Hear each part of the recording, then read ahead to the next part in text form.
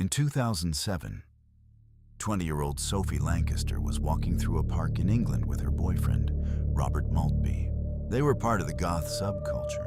Then, a group of teenagers attacked them. Robert was beaten unconscious.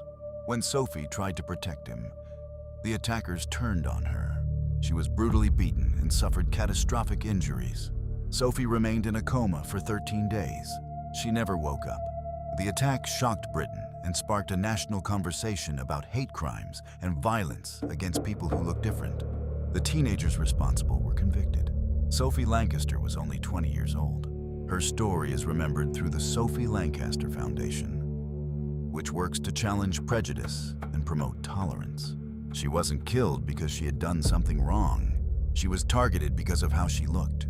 Remember Sophie Lancaster? Kellyanne Bates was just 17 years old when she was found dead in Manchester, England in 1996. She had been in a relationship with James Patterson, a man more than twice her age. Friends and family noticed bruises and injuries over time and urged Kelly to leave, but she stayed.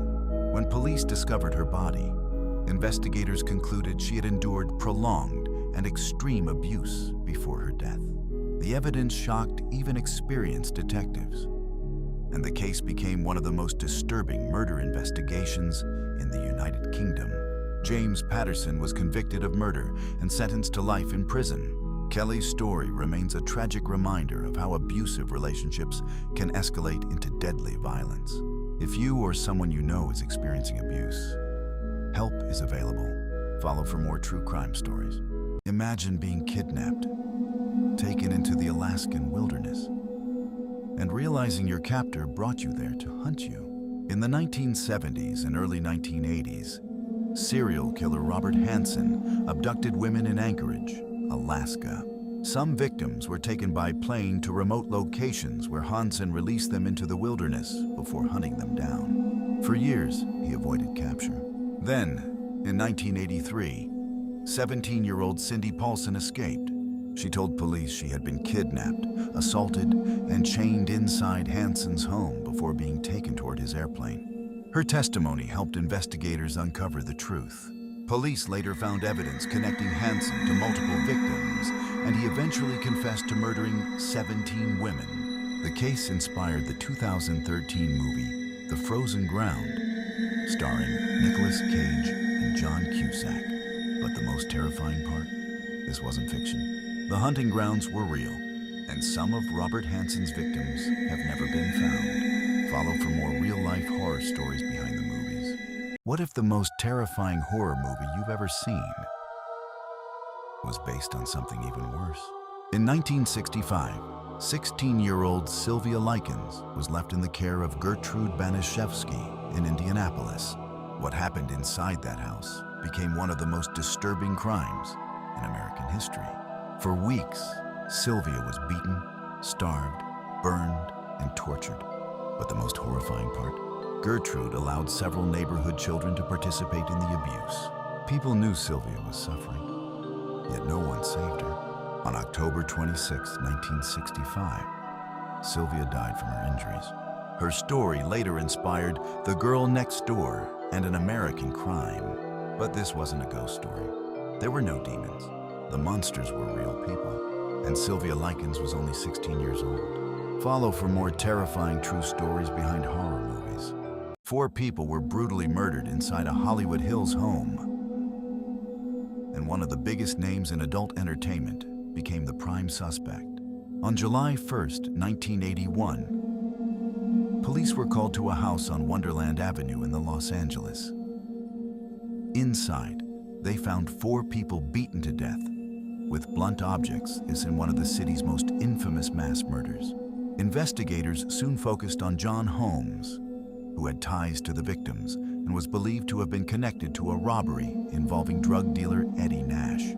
Holmes was charged, but later acquitted due to insufficient evidence.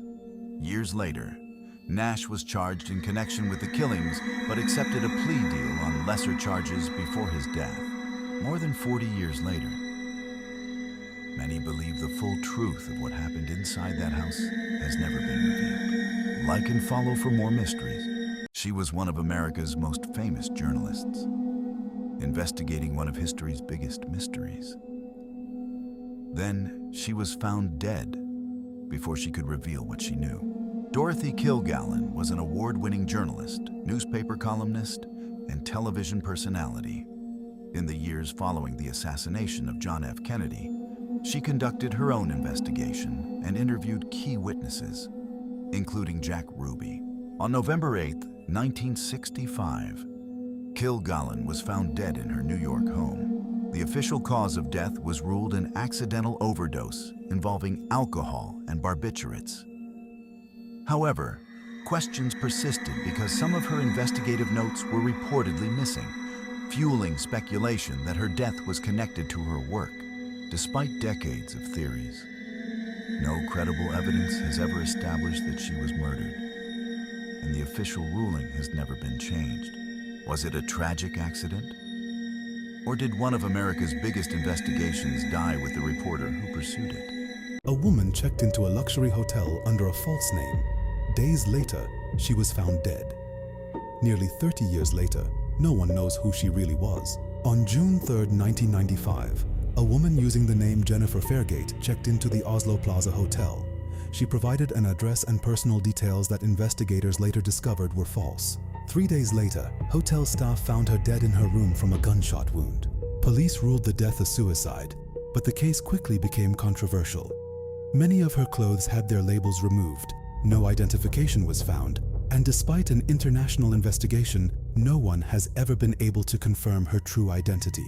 Over the years, investigators and journalists have continued to examine the case, but many questions remain unanswered. Who was the woman known as Jennifer Fairgate? And why did she arrive at the hotel with no traceable past? A 3-year-old girl vanished from her vacation apartment. Even after nearly 2 decades later, no one knows exactly what happened to her.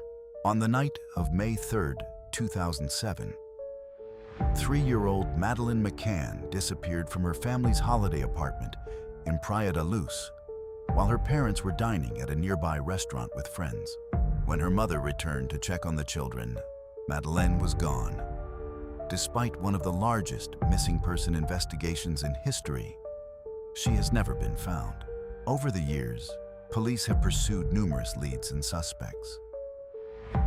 In recent years, German investigators identified Christian Bruckner as their main suspect, but he has not been charged in connection with Madeleine's disappearance and continues to deny involvement. Nearly 20 years later, the case remains unsolved, leaving one haunting question. Did someone take Madeleine that night? Or is the truth much darker? On the morning of June 27, 1995, Jody Huisentruit overslept for work. The 27-year-old news anchor called her station in Mason City and said she was on her way, but she never arrived. When police searched her apartment complex, they found signs of a violent struggle in the parking lot. Her high heels, hairdryer, keys, and personal belongings were scattered near her car. It looked as if someone had abducted her just moments before she could leave. Despite a massive investigation and countless leads, Jody was never found. No arrests were made. No body was recovered. More than 30 years later, investigators still don't know who took Jody Huisentruit or what happened to her after that terrifying morning. Her disappearance remains one of America's most haunting, unsolved mysteries.